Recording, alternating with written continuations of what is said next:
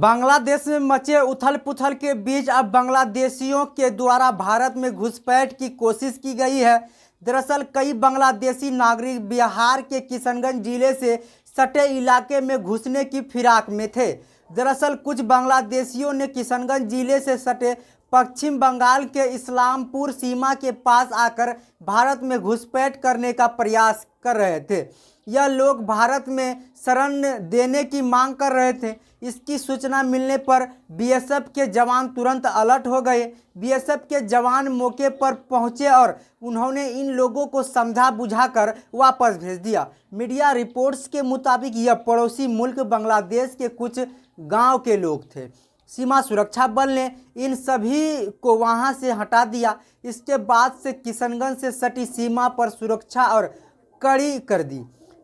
आपको बता दें कि बांग्लादेश में तख्ता पलट के बाद गृह मंत्रालय ने सीमावर्ती इलाकों में सुरक्षा बढ़ाने के निर्देश दिए हैं। मुख्यालय के निर्देश पर अररिया और किशनगंज में नेपाल और बांग्लादेश की सीमा पर चौकसी बढ़ा दी गई है।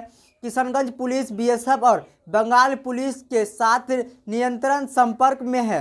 किशनगंज पुलिस बंगाल पुलिस के साथ भी सामान्य बनाकर स्थिति पर नज़र रख रहे हैं।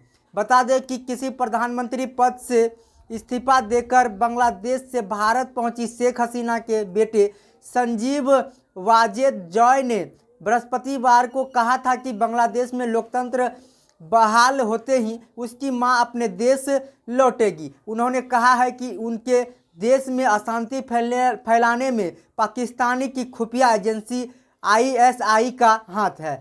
पीटीआई भाषा के साथ एक विशेष साक्षात्कार में जॉय ने कहा है कि हालांकि 76 वर्षीय हसीना निश्चित रूप से बांग्लादेश लौटेगी, लेकिन अभी यह तय नहीं है कि वह सेवानिवृत्त नेता के रूप में लौटेगी या सक्रिय नेता के रूप में। उन्होंने यह भी कहा है कि शेख मुजीबुर रहमान परिवार के सदस्य ना तो अपने लोगों को छोड़ने और ना ही संकटग्रस्त अवामी लीग को बेसहारा छोड़ेंगे।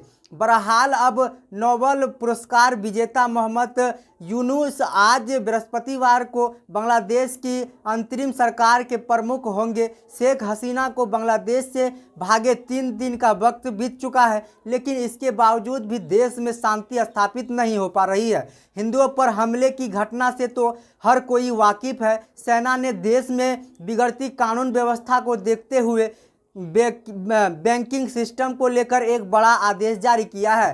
सेना के इशारे पर बांग्लादेश के सेंट्रल बैंक ने यह आदेश पारित किया है कि किसी भी बैंक खाते से एक दिन में 1 लाख रुपये का ट्रांजैक्शन होगा, इससे ज़्यादा नहीं हो सकता है। पड़ोसी देश के सेंट्रल बैंक बांग्लादेश बैंक बीबी ने बुधवार रात को यह आदेश पारित किया है कि देश के सभी बड़े बैंक एक खाते से 1 लाख रुपया ही ट्रांजैक्शन हो सकता है। 1 लाख से ज़्यादा की अनुमति नहीं देंगे। बैंक अधिकारियों का कहना है कि होल्डर किसी भी राशि को एक खाते से दूसरे खाते में ट्रांसफ़र कर सकते हैं। डिजिटल कैश ट्रांसफ़र पर किसी प्रकार की रोक टोक नहीं है। केवल 1 लाख रुपया तक कैश बैंक से निकालने की इजाज़त रहेगी। साथ ही यह भी बताया है कि यह आदेश फिलहाल 1 दिन के लिए ही लागू रहेगा। इसके बाद आगे बढ़ाया जाएगा या नहीं, यह संबंध में कोई जानकारी नहीं मिल पाई है। बाकी जैसे ही और भी अपडेट आती है आपको रूबरू करवाएंगे। खबर देखने के लिए धन्यवाद। चैनल पर नए हैं तो चैनल को सब्सक्राइब करना बिल्कुल मत भूलिएगा।